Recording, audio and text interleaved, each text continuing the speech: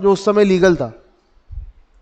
For example मैं assume करता हूं, एक हाइपोथेटिकल एग्जाम्पल लो कि गोल्ड बेचना वॉज लीगल, सॉरी गोल्ड बेचना वॉज, यस, एक नॉर्मल सिनेरियो में ले लो, गोल्ड बेचना इज लीगल, ठीक है। एक समय आता है गवर्नमेंट बोलती है कि भैया आप गोल्ड नहीं बेच सकते, गोल्ड सिर्फ गवर्नमेंट बेचेगी, ठीक है। So now this business becomes illegal. अगर गवर्नमेंट ने डिक्लेयर कर दिया कि गोल्ड सिर्फ गवर्नमेंट के अलावा और कोई नहीं बेच सकता, या एक गिने चुने लोग ही बेच सकते हैं, उसके अलावा कोई नहीं बेच सकता, ठीक है। जैसे इलेक्ट्रिसिटी का था, इलेक्ट्रिसिटी पहले गवर्नमेंट बेचती थी, उसके बाद फिर प्राइवेटाइज किया, फिर वापस गवर्नमेंट ने ले लिया। तो जो प्राइवेट वाले थे वो तब तक ही अलाउड थे जब तक कि गवर्नमेंट ने अलाउ किया। उसके बाद में जहां गवर्नमेंट ने बोला कि आप नहीं कर सकते, तब से वो इलीगल हो गया। तो ऐसी कोई सिचुएशन हो सकती है कि भैया गवर्नमेंट ने बोला है कि ये इलीगल है तो हो गया, पहले लीगल था, ठीक है। So this in this scenario ये वाला होता है कि बिजनेस अनलॉफुल हो गया। अनलॉफुल का मतलब नॉट लीगल, ठीक है। अच्छा, dissolution on happening of certain contingencies. What are contingencies? Contingent liabilities पढ़ा है ना रे तुमने? कंटिंजेंसी क्या होती है? होना ना होना पता नहीं हमको, ये चीज होने वाली है, हमको नहीं पता होगी कि नहीं होगी। Any future uncertain event happening और non happening of which is not certain, हमको नहीं पता क्या होने वाला, ठीक है। तो देखो, subject to contract between the partners a firm may be dissolved if the constitution of the firm is fixed by the expiry of the term. अपन ने समय फिक्स करके रखा है फर्म के बंद होने का, फिक्स पार्टनरशिप की बात कर रहे हैं और कुछ नहीं, ठीक है। If it is constituted to carry on one or more adventures और अंडरटेकिंग, किसकी बात कर रहा है? बोलो ना, क्या सो गए क्या? Particular death of a partner, ठीक है। ये सर्टन कंटिंजेंसीज है, डेथ ऑफ अ पार्टनर हमको पता नहीं था होने वाला है, ठीक है। By adjudication of a partner as insolvent, ये भी हो सकता है, ठीक है। अच्छा, ये लाइन पढ़ना है, दिस लाइन इज इंपॉर्टेंट।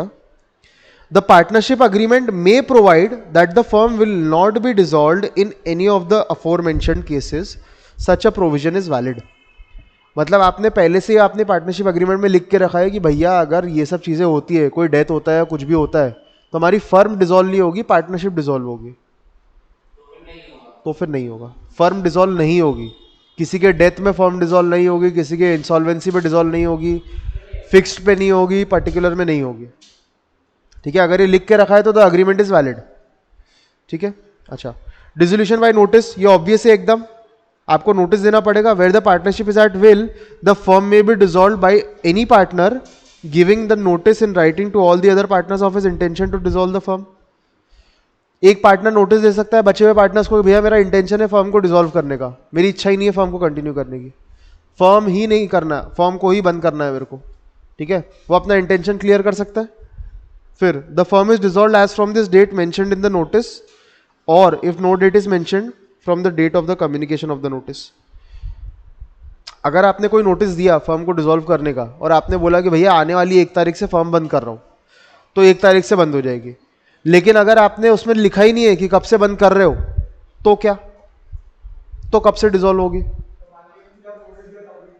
जब वो मैंने नोटिस को कम्युनिकेट किया, मतलब या वो नोटिस दूसरे के नोटिस में आया, या जो नोटिस दूसरे लोगों को पता पड़ा लोगों को कि हाँ ये नोटिस दे दिया है, उस दिन से उसको माना जाएगा कि फर्म डिसॉल्व है, ठीक है।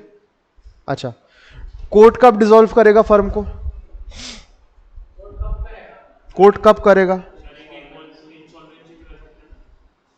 वो तो हो गया ना ऊपर। अच्छा चलो, मैं बता रहा हूं कि पार्टनर, 2 पार्टनर है फर्म के, ठीक है। अब 2 पार्टनर्स में से एक पार्टनर इंसेन हो गया। इंसेन का मतलब पागल हो गया। पागल भी कितने तरह के होता है पता है क्या? हाँ, एक इडियट, सुनो सुनो सुनो सुनो, एक इडियट होता है, लूनाटिक होता है। लूनाटिक का नाम सुना? इडियट और लूनाटिक में क्या फर्क होता है पता है? नहीं नहीं नहीं नहीं, सुनो सुनो सुनो सुनो सुनो सुनो सुनो सुनो, इडियट बंदा जो होता है ना, वो हर समय पागल रहता है 24 घंटा, ठीक है। लूनेटिक बंदा जो रहता है ना, वो कभी कभी पागल रहता है, वो कभी कभी सही रहता है, कोई भरोसा नहीं है कि कब सही है। तुमने सुना भी होगा ऐसे लोग होते हैं, कभी कभी पागल है कभी कभी सही है, ठीक है। इंटॉक्सिकेटेड पर्सन कौन होता?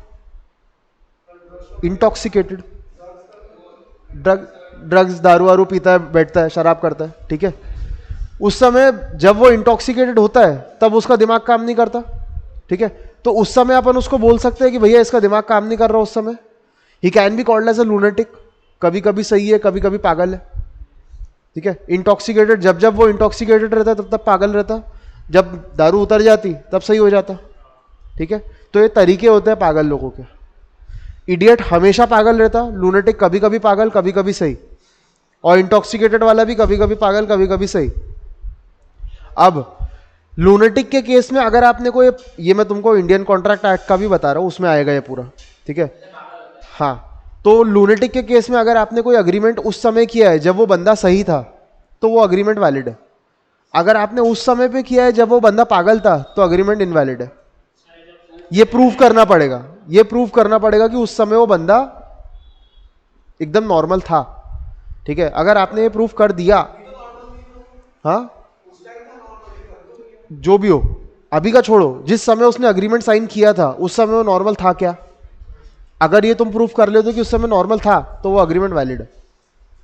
इडियट के साथ कोई भी अग्रीमेंट नहीं कर सकते क्योंकि वो हमेशा पागल है, ठीक है. अच्छा देखो, insanity, person of unsound mind, person unsound mind का हो गया मतलब इडियट हो गया, ठीक है. परमानेंट इनकैपेसिटी कब हो सकती है,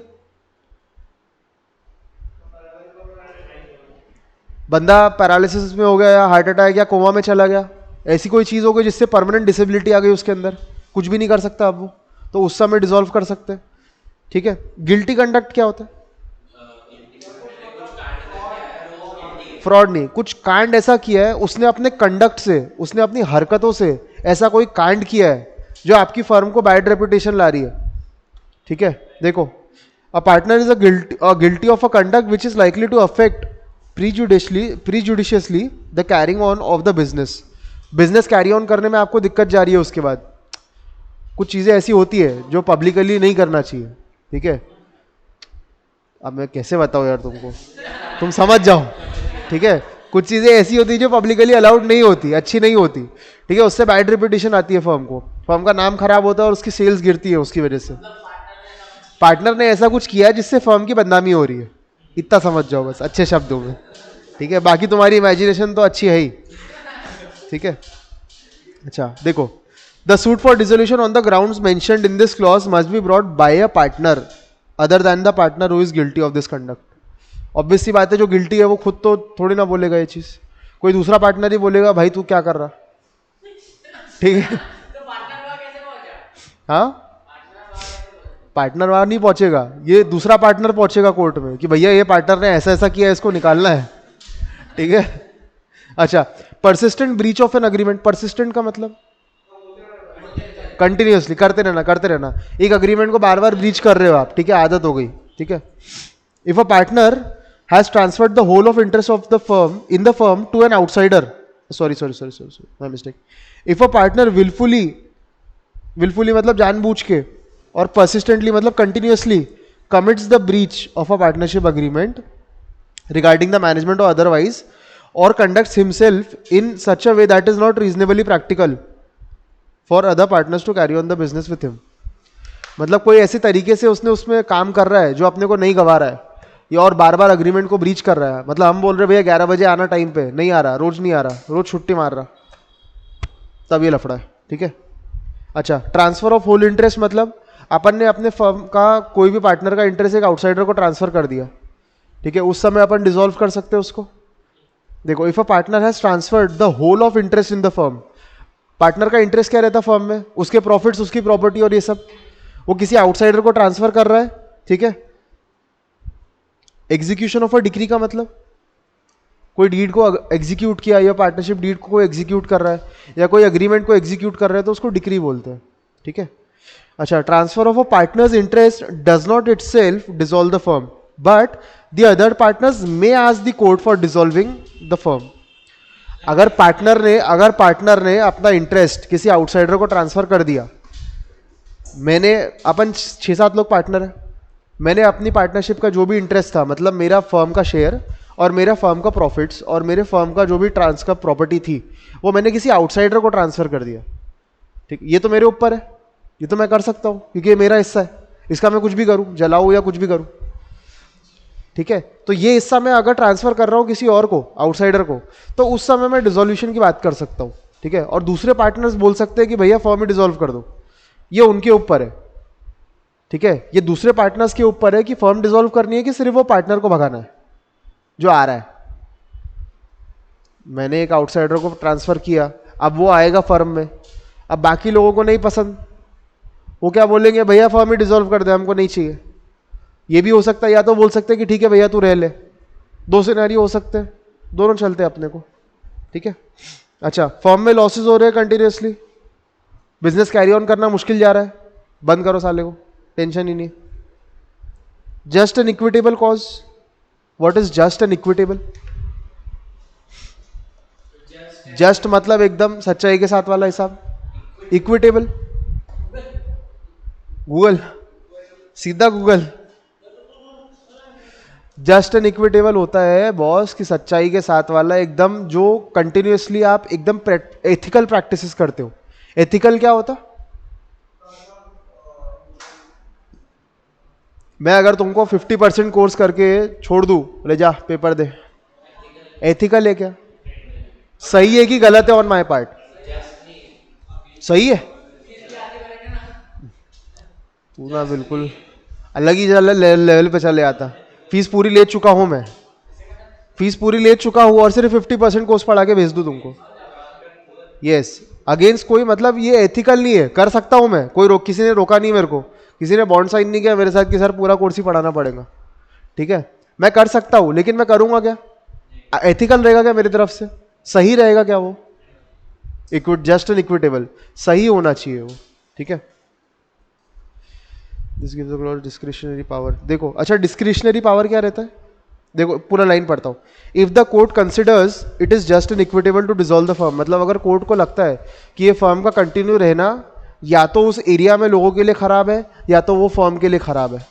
ठीक है, this clause gives a discretionary power to the court to dissolve the firm in cases which do not come within any of the foregoing clauses but which are considered to be fit and proper cause for dissolution। ये एक power दी गई है। Veto power का नाम सुना है क्या तुमने? वीटो पावर क्या होती? वीटो पावर क्या होती?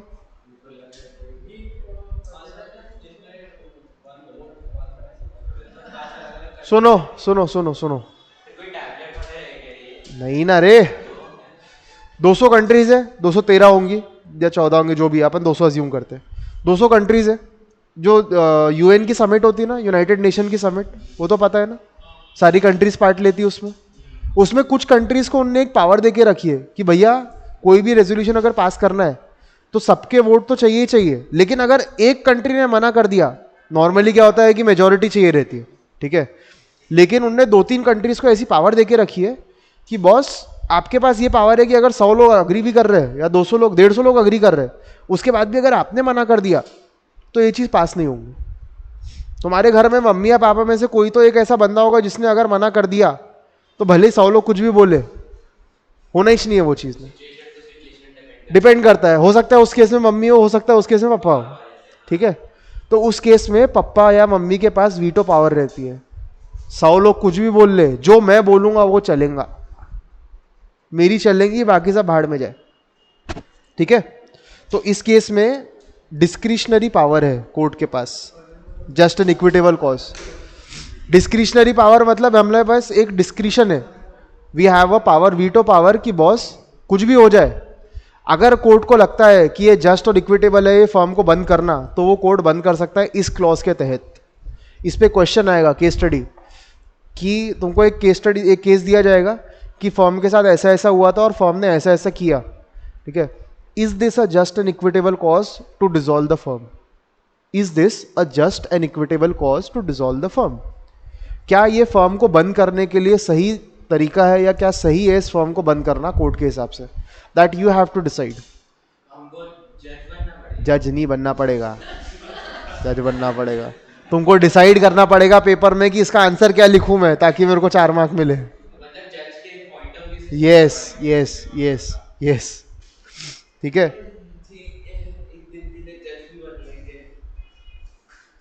सुनो, पढ़ा नहीं रहा हूँ, सुन लो, पढ़ा नहीं रहा हूँ, सुन लो, तुमको पहले डिस्क्लेमर देना पड़ता, पढ़ा नहीं रहा हूँ। देखो ये अपन देख चुके हैं, देखो पब्लिक नोटिस का इसने सब समरी में दे दिया एक साथ, ठीक है। Minor retirement, on attaining majority, retirement, expulsion, dissolution, summary में दे दिया। एक्सपल्शन में पब्लिक नोटिस है ना। अच्छा, मोड ऑफ पब्लिक नोटिस भी दे दिया है कि भैया ऑफिशियल गेजेट में देना है क्या। ऑफिशियल गेजेट मालूम है क्या होती है, मैंने बताया था। हाउ तो बोल दिया, होती क्या। हाँ, नहीं नहीं नहीं, मेरे को आईसीआई का बताओ, मैं अपन आईसीआई के स्टूडेंट से। आईसीआई की मैगजीन, ठीक है। आईसीआई की कौन सी मैगजीन जिसमें ऑफिशियली वो नोटिफिकेशन देती है। यस, जो वो नोटिफिकेशंस देते हैं, जो वो लोग चेंजेस करते हैं, जो अमेंडमेंट डालते हैं, ठीक है, उस मैगजीन को। जैसे अब अपन आईसीआई के साथ में है, तो आईसीआई का ऑफिशियल गैजेट अलग है, दूसरे स्टेट्स का अलग है, दूसरे जीएसटी डिपार्टमेंट का अलग है, ठीक है। तो जो डिपार्टमेंट में है उस डिपार्टमेंट का ऑफिशियल गैजेट अलग रहेगा। अगर उसमें आपने इन्फॉर्म कर दिए तो भी चलता, ठीक है। वर्नाक्युलर न्यूज़पेपर अपन बात कर चुके हैं, कौन सा होता। वर्नाक्युलर का मतलब क्या होता, रीजनल लैंग्वेज में एक होना चाहिए। आप अगर तमिल साइड में हो तो तमिल न्यूज़पेपर में आपको एक बार देना जरूरी है वो, ठीक है। फिर क्या है, the notice has to be send to the registrar of firm, ये तो अपने को पता ही है।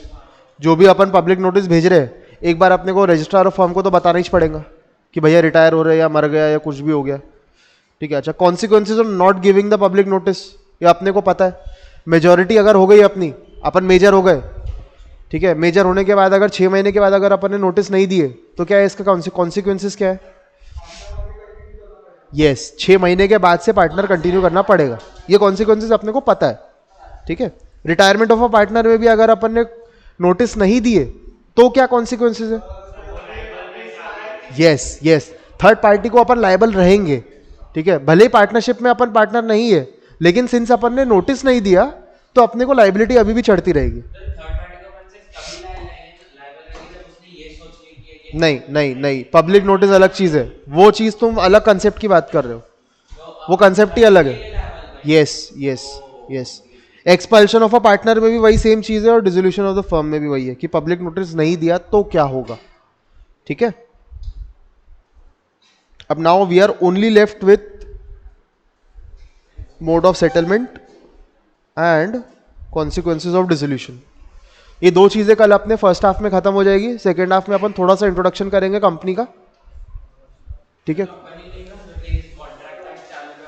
कंपनीज खत्म करेंगे, अभी तुमको पार्टनरशिप याद है तो कंपनीज भी अच्छे से याद आएगा, ठीक है। चलो, टेक केयर गाइस। कल अपन पार्टनरशिप खत्म कर रहे हैं और कंपनी शुरू कर रहे हैं, तो प्लीज कल का लेक्चर आना, और निखिल को